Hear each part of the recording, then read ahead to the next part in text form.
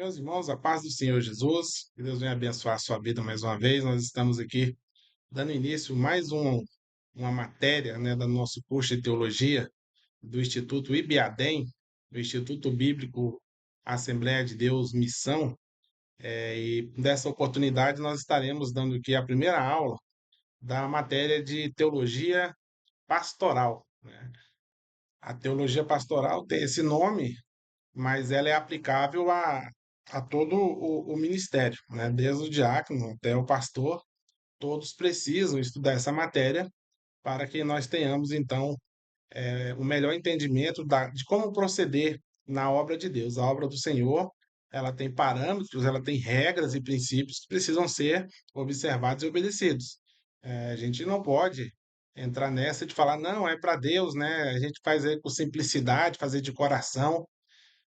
Precisa ter qualidade no empenho, né? Precisa ter dedicação, precisa ter temor de Deus. Então, é importante. Quanto mais nós nos preparamos, melhor a gente presta um serviço para o reino de Deus. Então, vamos estar entrando nessa matéria importante. Eu louvo a Deus pela sua vida de já ter chegado até aqui, né?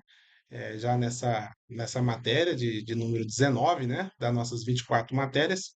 E eu creio que o Senhor Jesus ele vai estar nos dando graça, nos dando força para chegar até o final. E eu oro a Deus para que Ele abra o nosso entendimento, para que nós possamos aprender essa matéria, para que o reino do Senhor ele venha ganhar com isso, né? O reino de Deus é sempre o nosso alvo. Teologia pastoral é a parte da teologia cristã que cuida da ação na aplicação e prática dos ensinos pastorais e teológicos que emanam da palavra de Deus para a igreja. Então, meus irmãos, a teologia pastoral ela tem essa função do treinamento eclesiástico, né? A questão da administração eclesiástica, tudo que diz respeito ao trabalho eclesiástico está colocado aí dentro desse contexto, tá bom? Então a gente fica na dispensação do Espírito Santo para que o Senhor ele venha a cada dia acrescentar nas nossas vidas este conhecimento, essa qualidade, para que o nome do Senhor venha a ser glorificado. Uma coisa que nós precisamos entender bem para administrar a questão da igreja do Senhor, meus irmãos, é a questão dos dons, né? Dom significa uma dádiva, um presente que nos é dado por Deus. Deus, ele então entrega para cada um de nós os seus dons, as suas qualidades, e essas qualidades, se bem empregadas no reino de Deus, ela resulta no crescimento, né, da obra do Senhor. Temos três classes de dons: naturais, nascemos com eles ou aprimoramos, né, ao longo da vida, por exemplo, cantar, desenhar, o dom da oratória, de falar em público, etc. Todos esses dons aí são dons naturais. E nós vamos aprender também que esses dons podem e devem ser usados no reino de Deus também.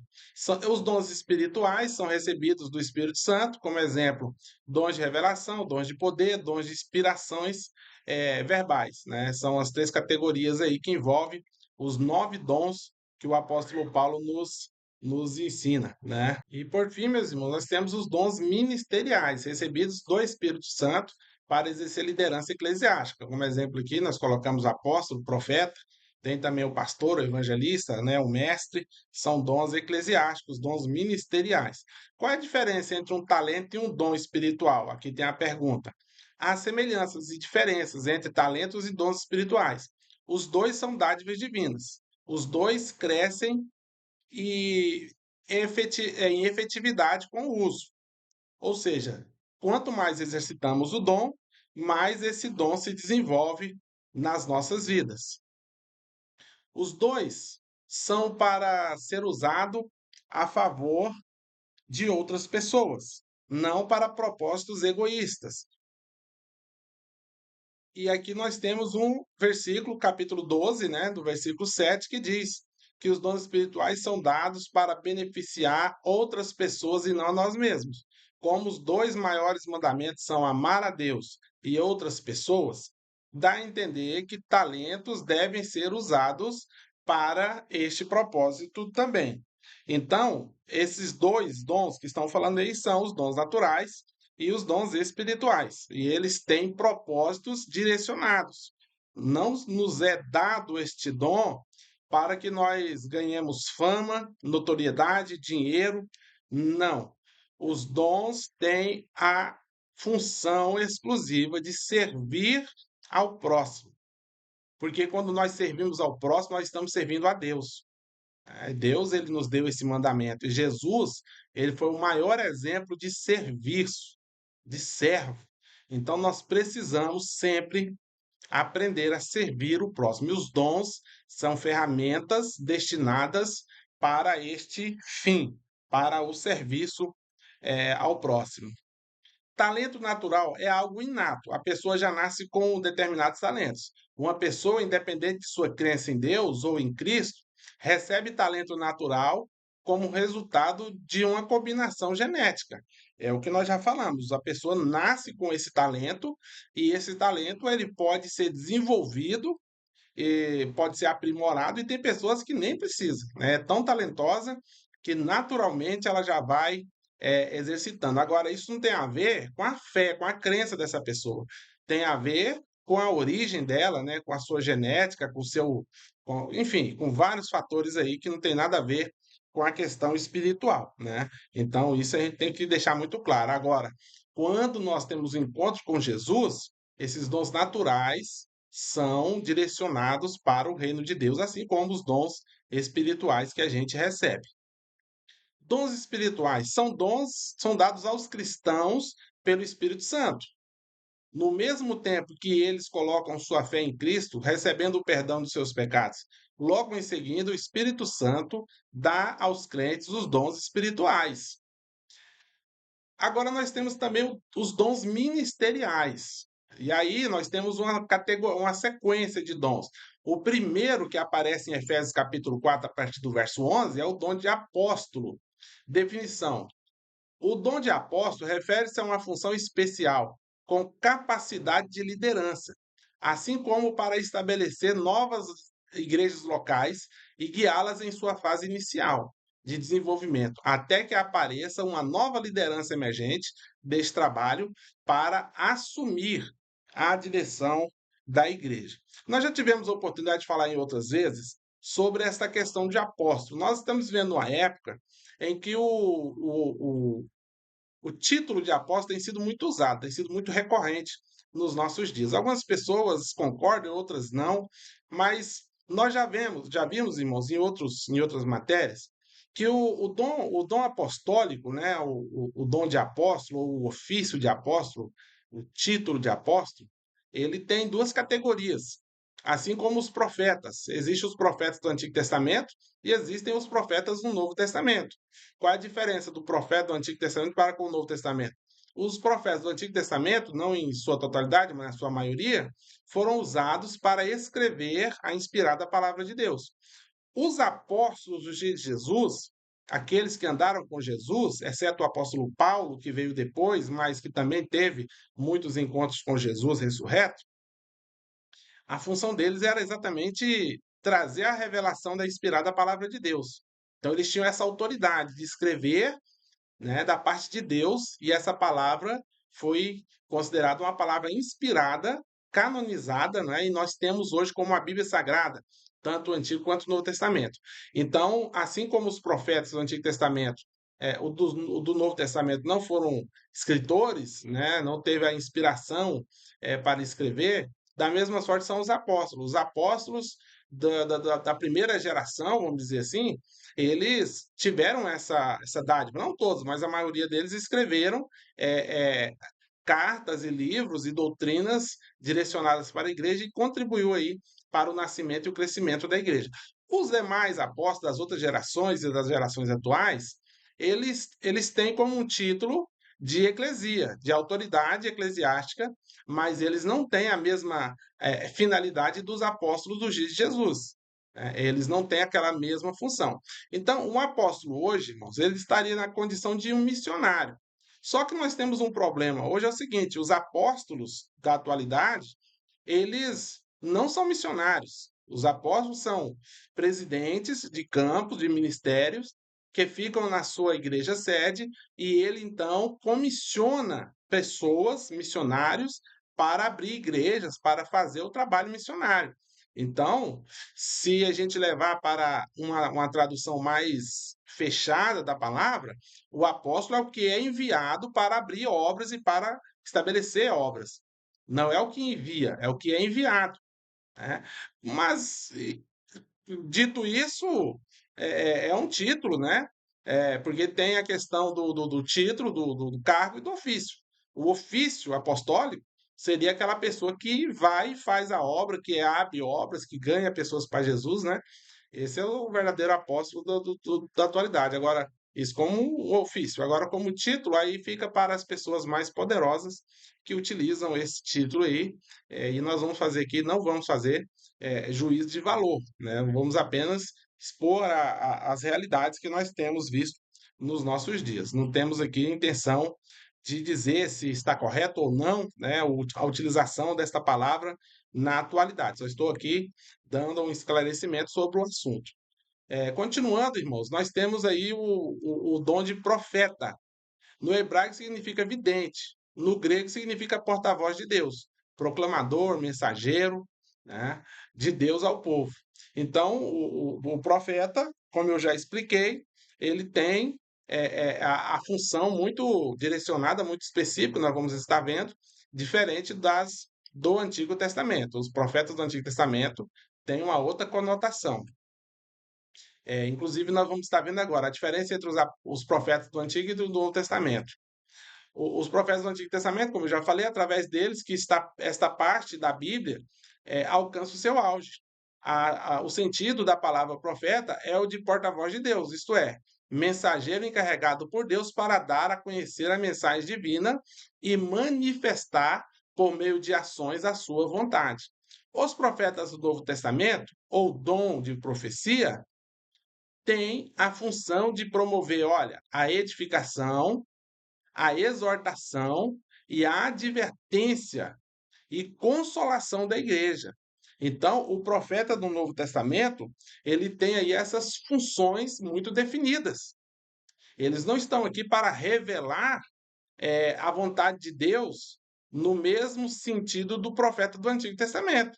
Né? Ele tem a função de edificar a igreja, ele tem a função de consolar, de exortar, né? E tudo isso é importantíssimo. Então, a função profética, nesse sentido, ela é fundamental, ela é sublime e necessária na obra de Deus. Agora, não é a mesma coisa do que os profetas do Antigo Testamento.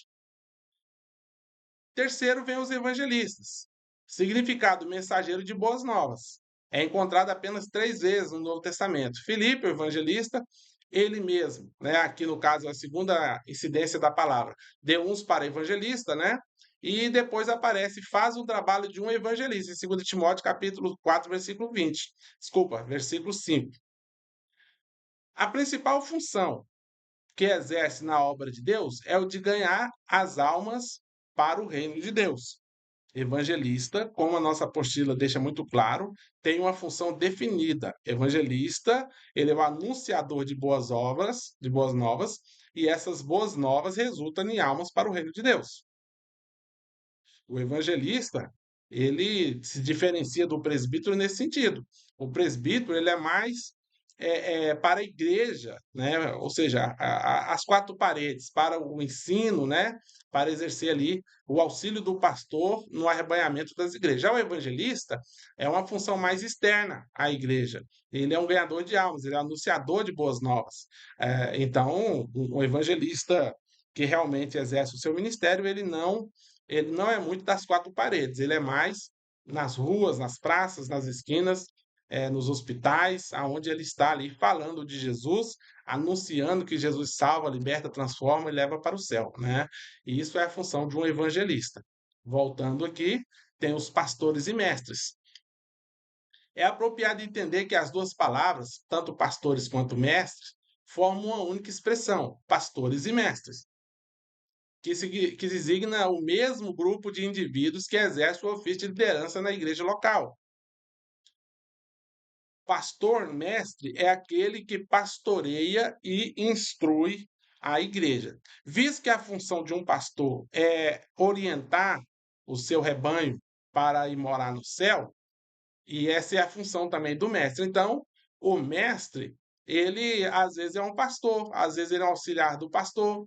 Tem pastor que é muito bom administrador, um pastor que é muito bom para apacentar ovelhas ali no sentido de visitar, né, de estar consolando, de estar dando conselho, mas não é o forte dele o ensinamento doutrinário da palavra. Então ele precisa de um auxiliar que seja especializado no ensinamento da palavra para dar ali suporte para o pastor. Então, tanto o pastor quanto o mestre, eles têm as funções muito parecidas, que é o de estar muito mais próximo do rebanho para dar qualidade, para acrescentar a fé, para dar edificação, para dar orientação para essas pessoas. A diferença entre o pastor e o mestre, no sentido restrito, é que o pastor ele é mais administrador, está sobre o ofício de administrar tanto a questão eclesiástica quanto a questão espiritual da igreja, enquanto que o mestre está subordinado ao pastor, quando ele não é o pastor, para auxiliá-lo no ensino da palavra de Deus. Então, todas as duas funções aí são parecidas. Existem pastores que são ensinadores e existem ensinadores que não são pastores, né? Mas, de igualmente importância é o seu ministério, o seu chamado. A principal função do crente em Cristo é testemunhar sobre a obra redentora de Jesus. Tem muitas pessoas que tentam posições, galgar posições de destaque na obra, irmãos, mas a principal função é testemunhar sobre Jesus Cristo. Olha só o que Jesus fala em Atos capítulo 1, verso 8. Mas recebereis a virtude do Espírito Santo, que há de vir sobre vós, e ser-me-eis testemunhas, tanto em Jerusalém como em toda a Judéia e Samaria e até os confins da terra. Então, irmãos, essa é a função principal do cristão. Não importa se ele não tem um cargo eclesiástico, mas ele precisa ter a função de testemunha, testemunhar das maravilhas que o Senhor ele opera no meio do seu povo, é a função de todo crente, não importa se ele é um obreiro ou não, se ele crê em Deus, se ele aceitou Jesus como seu Salvador, se ele foi revestido da unção do Espírito Santo, ele deve testemunhar do amor de Jesus, que ele salva, que ele liberta, que ele cura, que ele transforma e que ele leva para o céu. Essa é a função principal. As funções secundárias, aí vem os dons espirituais, ministeriais, né? Aonde algumas pessoas estão sendo capacitadas e imbuídas para a questão eclesiástica e administrativa. Mas a função primordial, repito, é testemunhar que Jesus Cristo é o Senhor. Funções de evangelista. Voltando aqui, meus irmãos, para a função do evangelista, visto que ela é muito importante, visto que ela é um pilar na obra de Deus, porque é o ganhador de almas, ele precisa ter essas questões aqui, com referência aos membros da igreja. Promover um período de devoção diária. O evangelista tem que estar envolvido na oração, no louvor, na devoção, ele dando exemplo e puxando a fila para que os crentes também o façam, ter um bom relacionamento com as pessoas, de modo que seu conselho seja procurado. O evangelista, como auxiliar do pastor, ele precisa estar sempre pronto para dar um bom conselho para algum irmão. Promover a frequência aos cultos de oração. Aí eu pergunto, se a pessoa não frequenta culto de oração, como ela vai promover o culto de oração? Infelizmente, nós temos visto nos nossos dias cultos de orações basicamente compostos por mulheres. Se não fossem as mulheres, como as nossas igrejas estariam hoje? Porque a oração é um pilar fundamental da obra de Deus. Eu não digo que o evangelista, que o presbítero não ore, mas eu tive um pastor que falava o seguinte: se as pessoas não vê você orando, ela vai dizer que você não ora. Então você precisa estar na igreja também orando, não só em casa, não só nos montes. Tem obreiros que gostam muito de orar de madrugada, de orar nos montes. Isso é bom, é aconselhável, mas as pessoas não sabem disso. Então ela precisa ver a gente orando lá na igreja, frequentando o círculo de oração, frequentando os cultos de oração, que aliás hoje inclusive está um pouco raro, né? Poucos são as igrejas que têm culto de oração, infelizmente. Então nós temos passado por isso. Então é uma função do evangelista promover a frequência nos cultos de oração. Incentivar o testemunho pessoal por parte de cada crente. Ele deve ser a pessoa que motiva os crentes a dar testemunho do que o Senhor Jesus tem feito nas suas vidas, despertar o interesse pelo estudo bíblico e sistemático, aí eu volto a perguntar: se o indivíduo não estuda, como é que ele pode ter moral para incentivar o estudo da palavra? Porque, infelizmente, é uma realidade do nosso meio, tem muito obreiro que não estuda. Eu não sei, sinceramente, como é que ele chegou na sua condição de obreiro. Qual foi o pastor que teve essa coragem de consagrar uma pessoa que não frequenta culto de oração, que não evangeliza, que não participa de nada. Ele só vai nos cultos, às vezes, só de Santa Ceia. E ele tem uma ostentação do seu paletó e da sua gravata, porque a única coisa que ele tem que parece com um obreiro, né? É o paletó e a gravata. Nada mais, porque não ora, porque não é envolvido nas obras de Deus, não se envolve em obra social, não se envolve com evangelismo, não dá exemplo de frequentador de culto, não frequenta culto de oração, não frequenta culto de ensino, não frequenta escola bíblica dominical. E eu pergunto: que obreiro é este? Qual o testemunho que esse obreiro está dando? Se alguém se espelhar nele, aonde essa pessoa vai chegar? Então, é uma séria reflexão que nós temos que fazer. Se eu sou obreiro, eu preciso estar ativo na obra de Deus, porque senão vai me ser cobrado algo que eu não terei como responder. Por quê? Porque eu não estava fazendo aquilo que o Senhor Jesus me chamou para fazer. Então, você, obreiro, se porventura você vir este vídeo, provavelmente vai ser difícil, porque se você não estuda, o que que você vai estar fazendo aqui numa aula de teologia, né? É importante isso. É muito importante a gente estudar, a gente se apegar com Deus e dar bom exemplo na obra de Deus. E para isso que a gente foi chamado. Continuando aqui, meus irmãos, nas listas, conscientizar os cristãos de que tempo, talento e bens são propostos de Deus a ser usado para a sua glória. Ajudar as pessoas a trabalharem em conjunto, sem atrito, mas tu ser sóbrio em tudo, sofre as aflições, faz a obra de um evangelista, cumpre o teu ministério. Então, isso aqui, meus irmãos, como eu falei, não é aplicável só na vida do evangelista consagrado, ele é aplicado na vida de todo aquele que crê em Deus, porque isso é uma função comum do cristão, daquele que serve a Deus, né? Então eu preciso estar envolvido com a obra de Deus, porque se eu não estiver envolvido com a obra de Deus, eu vou estar em séria dívida com este reino e isso não é um bom negócio. E no dia seguinte, partindo Paulo dali, e nós que com ele estávamos, chegamos a Cesareia e entramos em casa de Filipe, o evangelista, que era um dos sete, e ficamos com ele.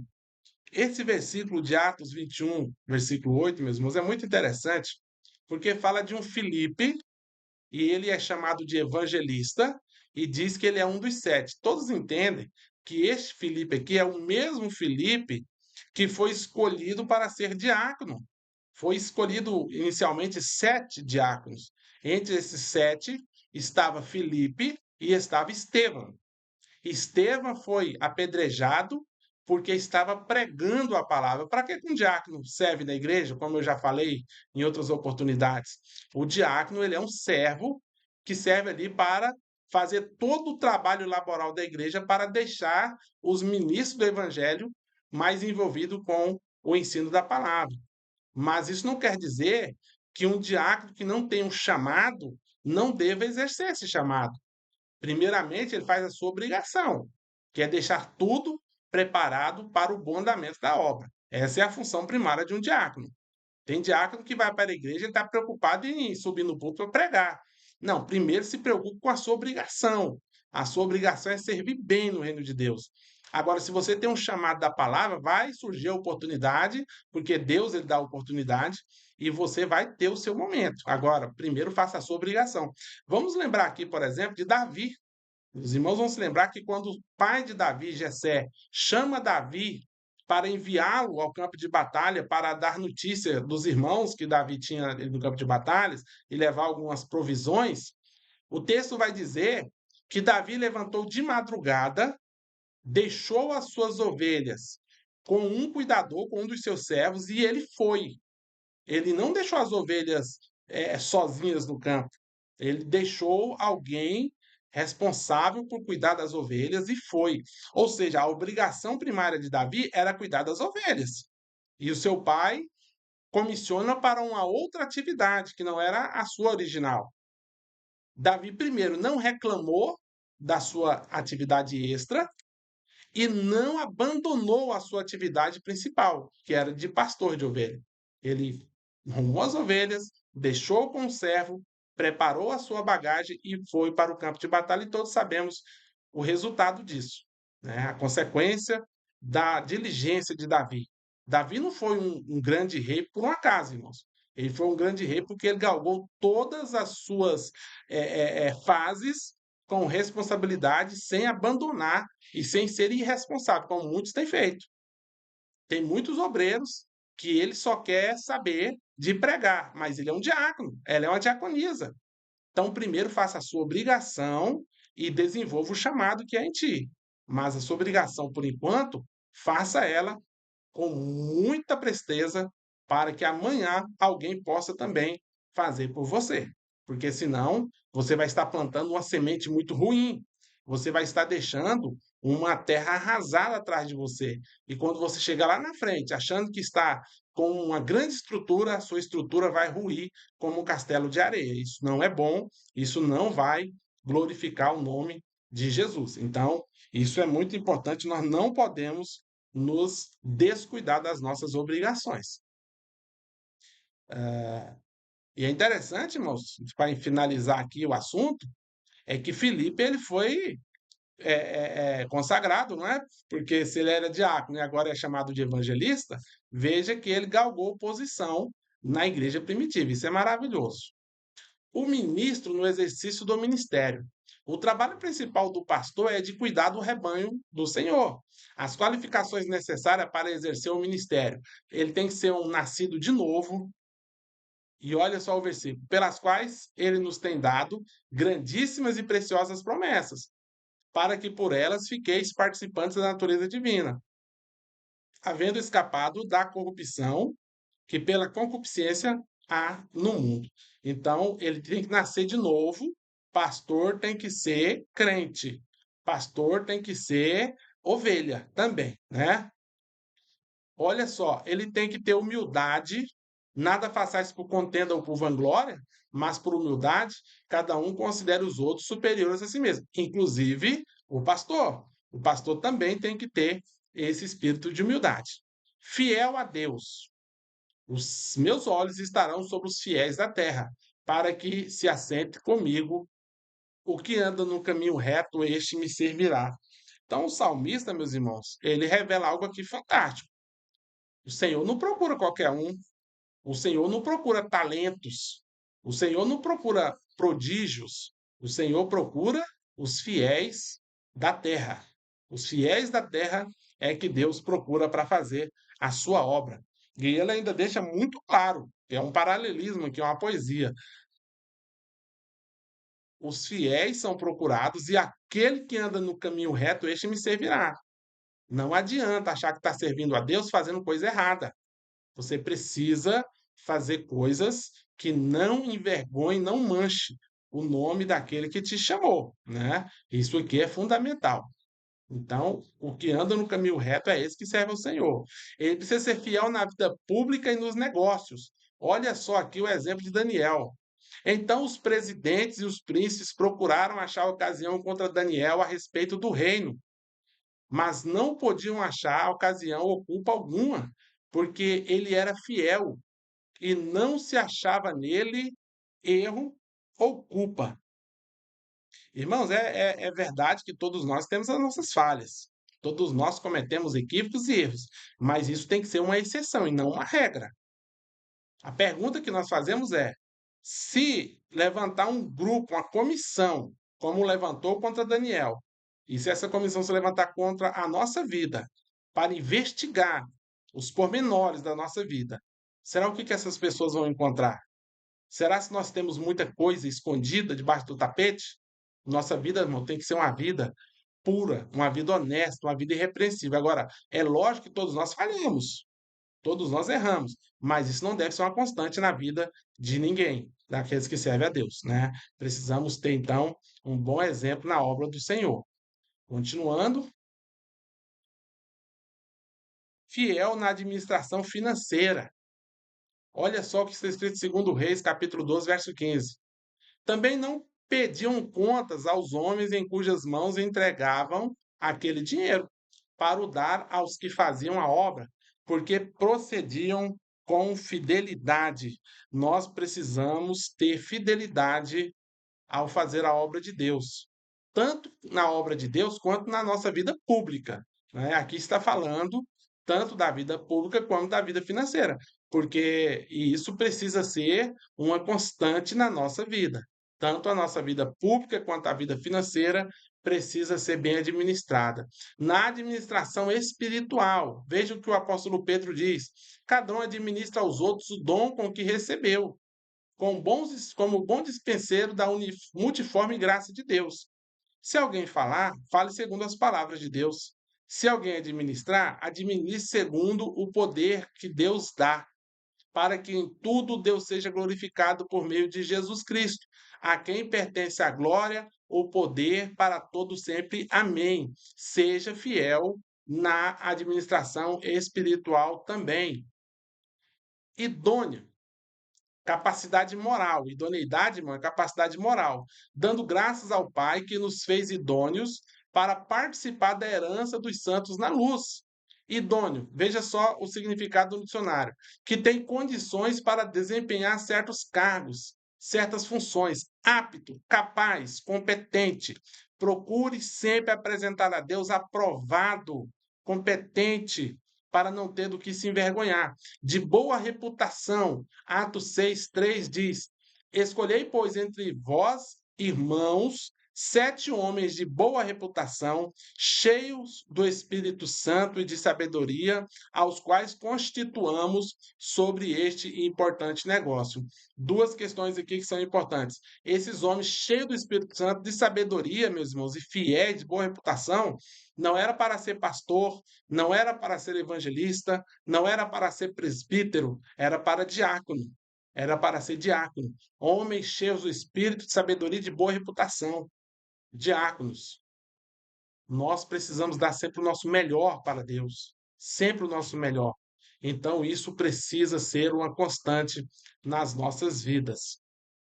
Continuando aqui, cheios do Espírito Santo. Então veja, e tendo orado, moveu-se o lugar em que estavam reunidos, e todos foram cheios do Espírito Santo e anunciavam com ousadia a palavra de Deus. Então é uma característica do crente ser cheio do Espírito Santo. Imagina do ministro, ele deve puxar a fila dessa questão aí de ser cheio do Espírito Santo, cheio de sabedoria e de conhecimento. Veja Êxodo 18, versos 21 e 22. E tudo entre todo o povo procura homens capazes, tementes a Deus, homens de verdade, que odeiem a avareza, e põe-nos sobre eles por maiorais de 1.000, maiorais de 100, maiorais de 50 e maiorais de 10. Então, meus irmãos, não espere estar sobre 1.000 para você ser uma pessoa de boa reputação, cheia do Espírito Santo, capacitada e temente. Maioral de 10 também tinha que ter essa qualificação. Se Deus colocou sobre 5, sobre 6, sobre 10, você precisa dar o seu melhor. Você precisa dar o seu melhor hoje, independente de você estar sobre uma grande responsabilidade ou não. Porque o dia que você for colocado sobre uma grande responsabilidade, você estará preparado como Davi estava preparado. Imagina se Davi fosse treinar, atacar ali o gigante na arena. Ele teria sido esmagado e nós não estaremos falando dele hoje. Mas ele lá atrás, quando ninguém estava olhando, ele não estava sob a responsabilidade de defender ninguém além das suas ovelhas. Se Davi fugisse daquele urso, daquele leão, chegasse em casa e falasse: pai, eu tive que abandonar as ovelhas porque apareceu lá um grande urso ou um leão. O seu pai ia falar: pelo menos você salvou a sua vida. As ovelhas não são importantes, o importante é a sua vida. Mas Davi enfrentou o leão e o urso, mesmo quando ninguém estava olhando e valorizando o seu trabalho. Porque o dia que ele precisou de fato defender a sua nação e o nome do seu Deus, ele estava preparado. Esteja preparado para fazer e não espere estar para se preparar, porque vai ser tarde demais. Não se consagra obreiro para ser, se consagra obreiro porque ele é, não porque ele será, mas porque ele já é um obreiro, já exerce a obra do Senhor com fidelidade. Continuando, meus irmãos, aqui na nossa abnegado, que renuncia às suas próprias vontades em função de uma outra pessoa, que não age por interesse altruísta. Então, é uma característica no cristão também ser abnegado. Mas os que querem ser ricos caem em tentação e em laço e em muitas concupiscências loucas e nocivas que submergem os homens na perdição e na ruína. Então veja que o apóstolo Paulo, falando a Timóteo, ele vai advertir Timóteo sobre o fato de pessoas que não são abnegadas, são pessoas que querem crescer a qualquer custo, querem enriquecer-se a qualquer custo e passam por cima das pessoas, trapaceiam, mentem, né? Tudo isso para alcançar posição ou para alcançar status financeiros. Isso, irmãos, para Deus é nada. Isso para Deus é nada. Primeiro, meus irmãos, seja abnegado, seja altruísta, tenha resiliência e você vai chegar com consistência aonde Deus tem prometido te colocar. Não pegue atalho, porque não será uma boa ideia. Louvado seja Deus. Porque o amor ao dinheiro é a raiz de toda a espécie de males. E nessa cobiça alguns se desviaram da fé e se transpassaram a si mesmos, com muitas dores. Mas tu, ó homem de Deus, foge dessas coisas, segue a justiça, a piedade, a fé, o amor, a paciência, a mansidão, milita uma boa milícia da fé, tome posse da vida eterna, para a qual também foste chamado, tendo já boa confissão diante de muitas testemunhas. Então, o apóstolo Paulo ele está aqui meio que parafraseando Jesus. O que vale o homem ganhar o mundo todo e perder a sua alma? Toma posse da salvação. Não deixa que a ansiedade, a ambição para alcançar posições dentro da igreja ou da sociedade, ou posições financeiras te tire a salvação, te tire o amor, te tire a paz, a comunhão com Deus. Não permita isso mesmo.